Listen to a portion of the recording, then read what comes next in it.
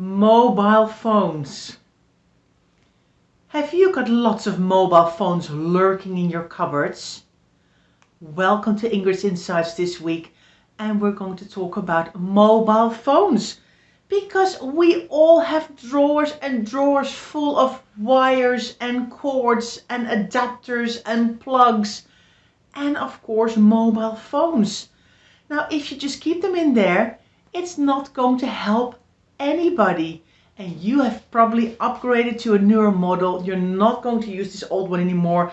And this is an old mobile phone that I found in my house. And this is one where the mobile phone was dropped and the screen is in lots and lots of different pieces. So I'm not going to leave them just gathering dust in a drawer somewhere. I need to make sure that something gets done with these.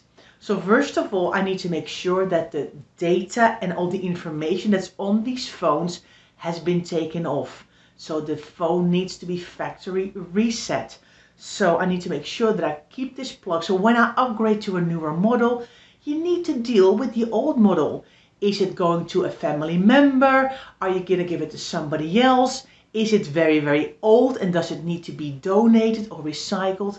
But the thing you don't want to do is put it in a drawer somewhere to start gathering dust and then nobody knows anymore what the situation is with that phone. Now there are lots of places where you can donate your phone. There are schemes that you can send them back through the post. You can donate them at your local recycling center. There are a lot of electrical shops where you can hand them in. Or maybe if it is still quite a newer model, but you have already upgraded to the newest version, see if you maybe can get some cash back on your old phone. But the one thing you don't want to do is leave it in your drawers and then in years' time, when it's all outdated technology, then think to yourself, oh yes, I've got all these old mobile phones, what am I going to do with them? So take action. So that's Ingrid's Insights for this week. Thanks so much for watching and we'll see you next time.